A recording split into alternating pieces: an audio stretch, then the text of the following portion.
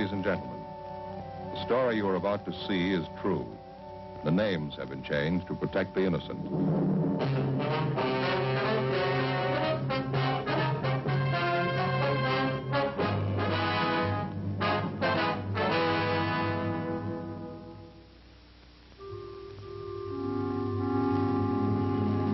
This is the city. Los Angeles, California. I work here. I'm a cop.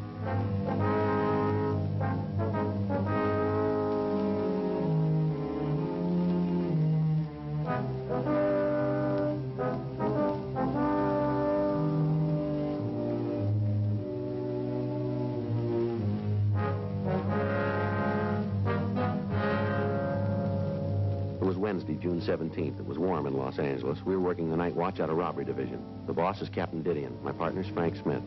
My name's Friday. We'd gotten a call that a doctor had been slugged in a downtown hotel. The assailant had escaped. We had to find him.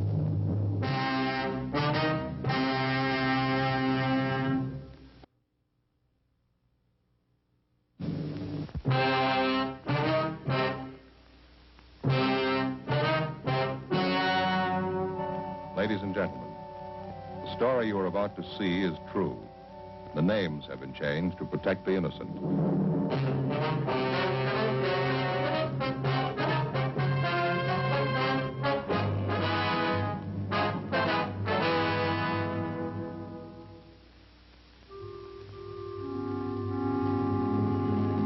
This is the city. Los Angeles, California. I work here. I'm a cop.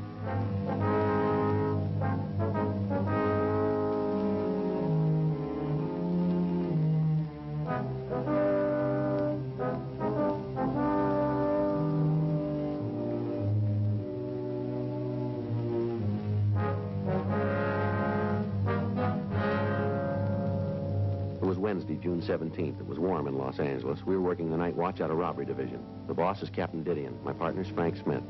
My name's Friday. We'd gotten a call that a doctor had been slugged in a downtown hotel. The assailant had escaped. We had to find him.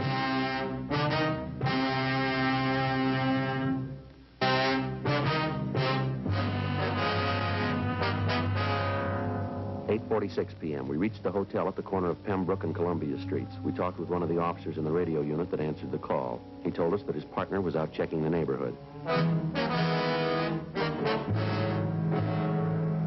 We talked with the ambulance attendant, and he told us that the cut on the victim's head was not serious. The victim identified himself to us as Dr. Aaron R. Platt. We asked him what had happened. That's hard to answer. Sir? It's hard to tell you what happened. I'm not too sure about it myself. If you'd tell us what you do know, sir.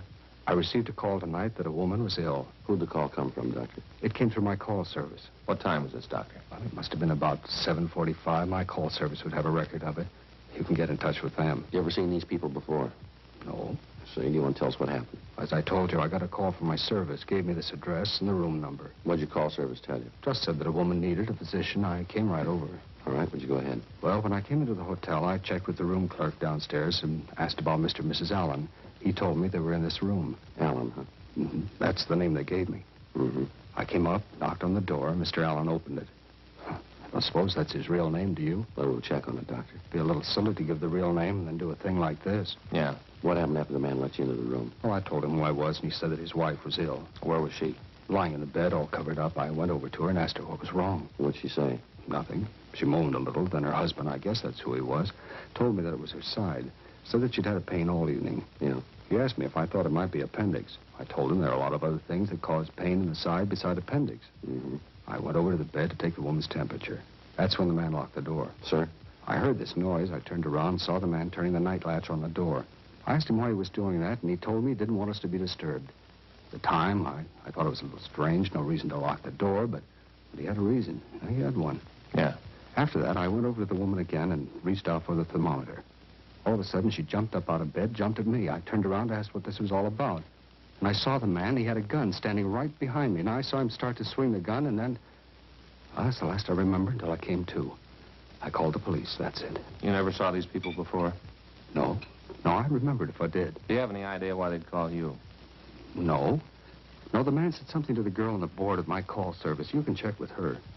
Oh, I wonder if I could have a cigarette. Sure. Thanks. Get out my coat, please. Yes, sir. Thanks. You're welcome. Oh, that's funny. What's that, sir? My lighter, it's gone. Solid gold. Present from my wife. I'd hate to lose that. The top opens up when you spin the flint thing, you know. Yes, sir. How about your other personal effects? What was that? Your other effects, Doctor. Your wallet, your money. Gone. Gone, everything. The thieves, they robbed me. That's what they did. I don't mind the money, only $30, $40, but the cards in my wallet. Rotten thieves. Look here. What's that, sir? My watch. They even took my watch. Automatic. It was a good one. My wife gave me that, too. Can you give us a description of these articles? Well, I certainly can. I've got the case and movement numbers at the watch in my office. I can give you that. You'll want a complete description of the man and woman, too, Doctor. Well, I gave one to the other officers. Yes, sir, but we'd like to go over it with you. Oh, all right. Say, wait a minute. Yes, sir? My bag, do you see it? What's that, sir? My doctor's bag. Must be in the room someplace, unless they took that, too. Just sit still, Doctor. We'll look for it. Joe, here it is.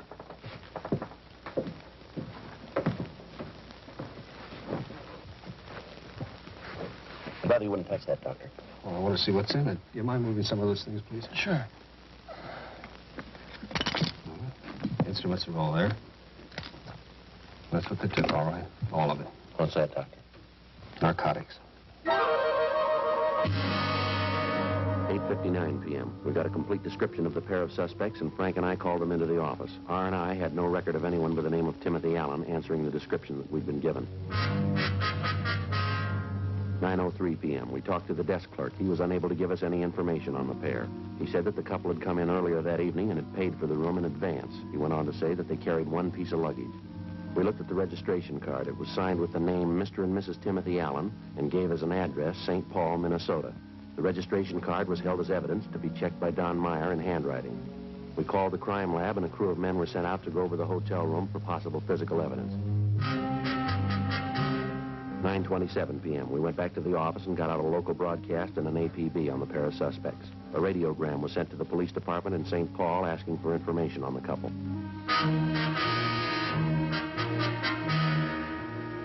Dr. Platt was asked to come to the office and go through the mug books. A call was put into Narcotics Division to see if the officers there had any information on the thieves. Officer Roxy Lucarelli said that he'd checked their files to see if he could come up with any leads for us. In the meantime, the stats office had started to run on the M.O. used in the crime. You got anything? Well, Roxy's going to check it. Says he's never heard of the man and woman. They're new to him. Yeah. How about the numbers on the vials? Yeah, there's a broadcast out on them. They'll be listed in tomorrow's bulletin. Doctor come up with anything? No, he's still checking.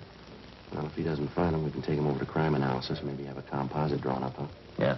Hot shot. I'll get it. I got it.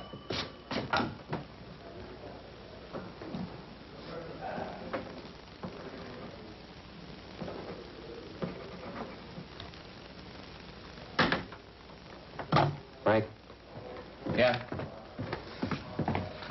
What is it? Hotel on West 7th. Yeah? Another doctor slugged and robbed.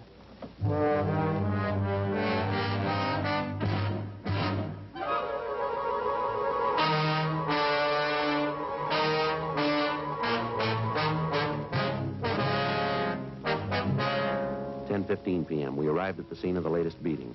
We talked to the victim, a Dr. Aubrey Baker. The story we got from him was substantially the same as the one Dr. Platt had given us. A call had been put out by a man who gave his name as Allen, saying that his wife needed immediate treatment. Upon the doctor's arrival, the door to the room had been locked, and the doctor had been beaten and robbed of his personal effects and supply of narcotics. The description the doctor was able to give us was the same as the one we'd gotten before. 10:47 p.m. We talked with the desk clerk at the hotel. The description he gave us of the Allen couple matched the one that we had. A check of the registration card showed that the handwriting was the same. We spent the rest of the night running down the leads we had. The stats office had come up with 4 possibles. They were checked out, but they netted us nothing. For the next 2 nights, Frank and I stayed in the field in the hopes of apprehending the pair of thieves. During that time, they hit 3 times. All of the victims were doctors. Each time, the entire supply of narcotics was taken. Monday, June 22nd, 10 p.m. Frank and I checked into the office. There was a message that Captain Didion wanted to see us. Hi, Joe. Frank. Skipper, heard from St. Paul yet? Yeah, I got a radiogram about an hour ago. I got no record on the pair back there. How about the operation? New to them. Mm-hmm. How about this deal you set up? You want to go over it? Yeah, the way we got it figured, this couple's new.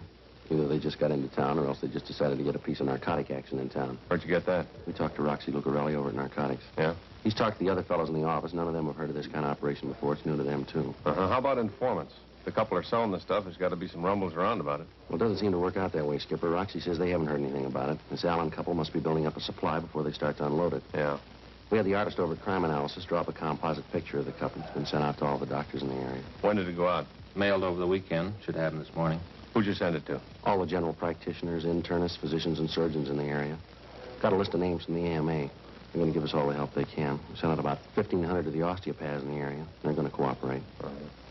Way Smith tells it whenever one of these doctors gets a call to a hotel and it's not a regular patient, they're going to call you. Is that it? Yeah, that's right. And then we can get in touch with the clerk at the hotel and get a description of the people making the call. The doctor waits for us at the desk, and if the couple looks like possibles, well, we go with them. Looks like the long way around. Yeah, that's about the only way we got, though. How many men are you going to need to help cover it? One other team should do it. You're only going to roll on the calls where the description matches? Yeah. Okay.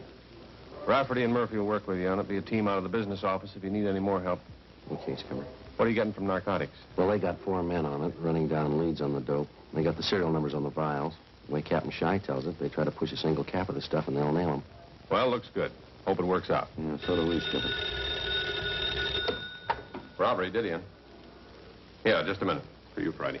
Thank you. Friday talking. Yes, sir. Yes, that's right. Who's speaking, please? Dr. Adams? Yes, sir. I see. What's that address again? Yes, I have it. Do you have a phone number? Fine. 416? Yes, sir. All right, we have it. Yes, we know where that is. Right. That's correct. Right. Thank you. Bye.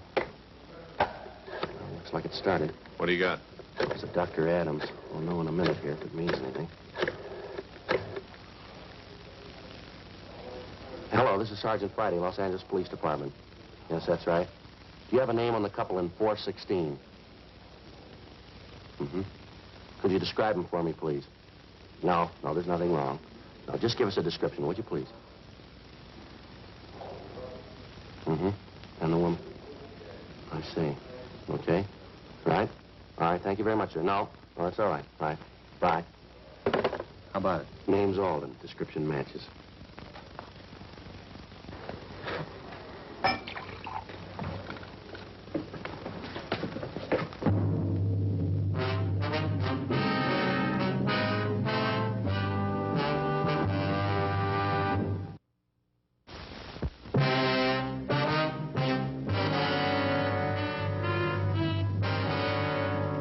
.46 p.m. After checking with the desk clerk at the hotel and talking with the doctor who had made the call, Frank and I went up to the room. The doctor went into the bedroom to see the woman patient. Frank and I talked to her husband, Kenneth Alden. Sure is nice of you fellas to be here, but I don't think there's any reason for it. It's all right. I should have listened to Helen. She said we shouldn't have come. Where you from, Alden? Alden. Huh? I say, where you from? Carthage. Missouri? Sure hope everything's all right. Yeah, Missouri. Either one of you know this Dr. Edmondson? No. Sure hope he knows what he's doing. Helen's kind of little, you know. Frail. Sure hope he knows what he's doing. How long you and your wife been here? A week tomorrow. I should have listened to Helen. She didn't think it was a good idea to come out here. I talked her into it. Said we should have a vacation. She was right. I don't know what I'll do if it's not all right. Don't worry about it. Yeah, you can say that. It's not your wife. I've been through the same thing. Yeah? Yeah, twice. Let me tell you, not a thing to worry about. Maybe not in a hospital, but here, a hotel room. I don't know. Believe me, son, it's going to be all right. I wish he'd let us know what's happening. Twice, huh? Yeah, boy and a girl. Helen wants a girl. Don't make much difference to me either way. Did it make a difference to you? Not really. I was kind of glad the first one was a girl. Yeah, it'd be nice. But just as long as it's healthy, that's all that really counts. Awful quiet in there. It seems like we should hear something pretty soon. Take it easy. Yeah, I always thought they had to boil a lot of water. It seems like they always use a lot of hot water. I think that's to keep the husband busy, don't you? Give him something to do. Yeah. How old are yours? Girls 8, boys 6. Oh, I read where that's ideal. 2 years difference. It kind of helps the younger child problem. Helen and I want 4. It's a nice family. Yeah. You see, she's from a family of 6. I'm an only child, so we both feel that a big family's right. Yeah. Sure is quiet in there. You like me to go down and get some coffee? No, not for me. I don't want anything. We gonna be able to take Helen to the hospital? That's up to the doctor, Alden. Yeah, I guess so. Guess it's up to him to say or not.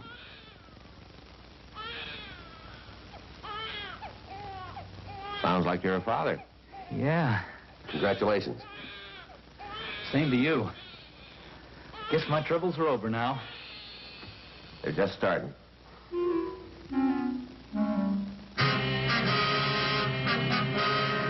During the next few days, we got a dozen more calls. All of them proved false. However, during that time, the robberies continued. Despite our warnings, doctors continued to answer calls at hotels for people they didn't know.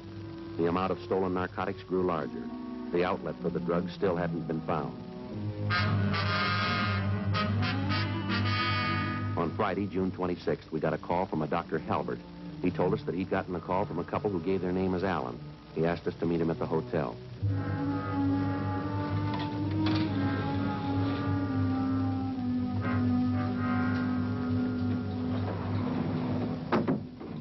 Well, how long ago did they call you, Doctor? About 25 minutes ago. Asked me to come right over. That's when they gave you their names, did they? That's right. Ever treat them before? No, new to me. Think they're the people you're looking for? Well, we don't know. The description we got from the desk clerk matches the suspect.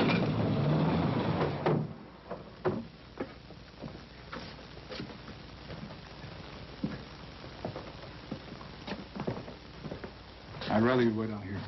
It'd be better if we went in with you, Doctor. That may be your opinion. You're forgetting I'm a doctor. I want to help you catch the people you're after, but my first duty is to the patient. I'm not going to embarrass them by having police officers ask questions. We're here to take care of you, sir. Then do it from the hall. According to your bulletin, the man always locks the door, doesn't he? He has in the past. And that's how you can tell. He locks the door, then come on in. Well, if that's the way you want it, Doctor. That's the way it's got to be. All right, sir. We'll be right out here if you need us. I hope I won't. So do we.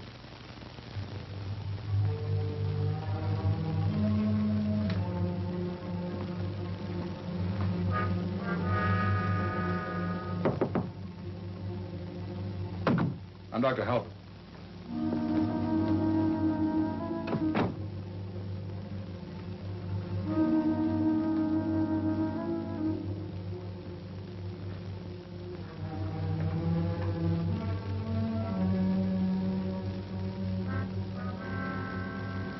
What do you think, sir? I don't know. All we can do is sweat it out.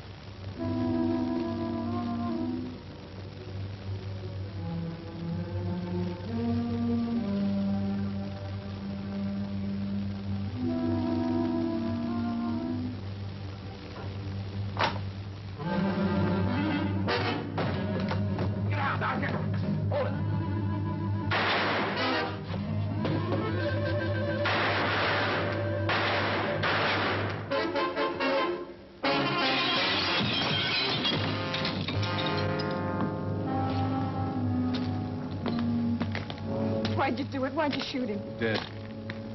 You killed him. We didn't call it, lady.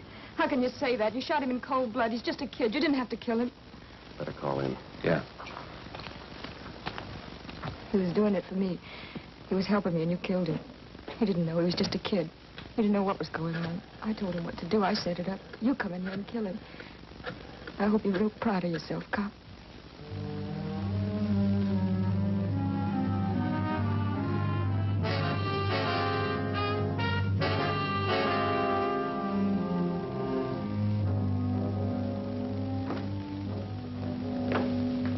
Hey, look who's here. Hi. Got tired of waiting at home. Decided to put in the time here. Glad you did.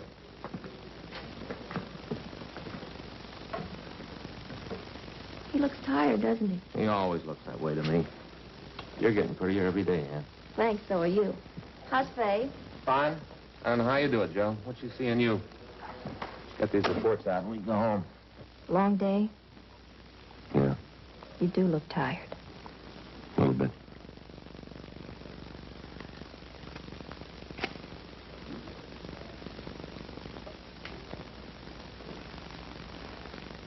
Thanks.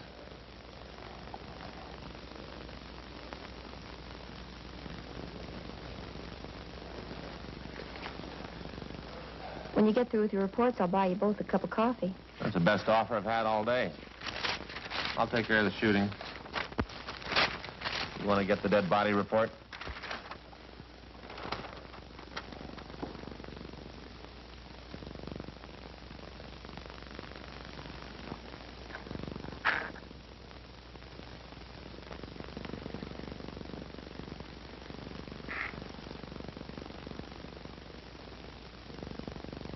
What was that address?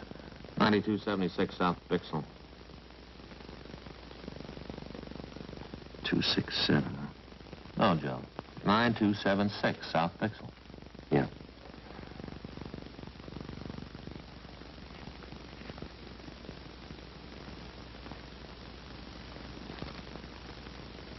Can't remember the DR number. 1275460. I asked you this morning. You gave it to me. What's the matter? I don't know. Guess I'm just tired. Here, buddy. I'll finish that up.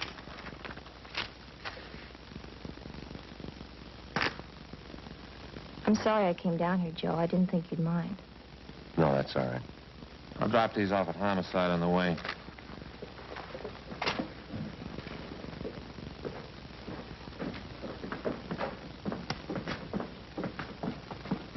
Hey, it's quitting time. You going home?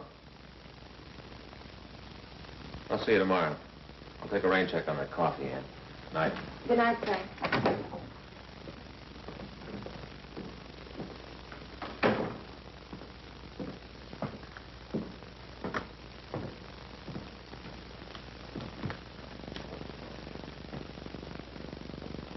How many are you going to smoke at once, Joe? I guess I am a little tired.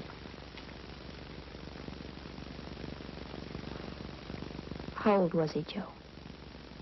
What? The person he killed. How old was he? Why do you ask that? I'm not a policeman, Joe. But I heard Creasy and Stewart talking about the robbery call. What Frank said about the dead body report and the shooting. How old was he? 22. The first time I ever killed a man. Mm-hmm. Not a good thing, Ann. You kind of wonder if maybe there wasn't some other way. Was there? No. He called it. Joe. Yeah. There isn't much I can say. Nothing to make you feel better or make you forget about it. But, Joe, you're in a special kind of job. I've been telling myself that, but it doesn't seem to help much. Did he have a gun? Yeah. Did he use it? Yeah. Well, doesn't that make a difference? Doesn't it matter that the only reason they're not filling out a report on you or Frank is that you were better at your job than that boy was at his? Remember the time you and I sat in the hospital waiting for Frank to come out of it? Remember? Yeah. Frank and I could be waiting for you tonight. Yeah. What's your rating on the pistol range? What? You get $6 a month extra for marksmanship, don't you? Yeah. That's pretty good, isn't it? Is it? Joe, you could have missed if that was the way it was supposed to be. I've read where even a $12 shooter misses sometimes. I suppose so. Joe, I don't know who made the decision, but I'm glad it's the way it is.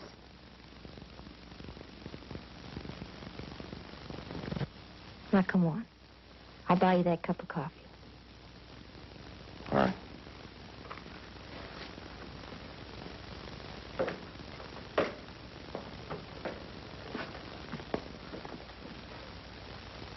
It's kind of dark.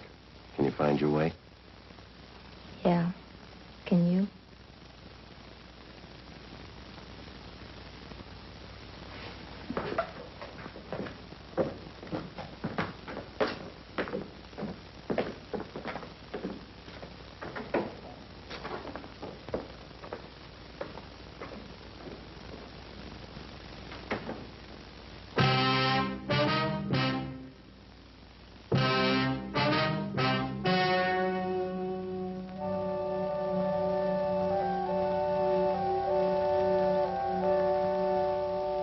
On October 21st, trial was held in Department 98, Superior Court of the State of California, in and for the County of Los Angeles. In a moment, the results of that trial.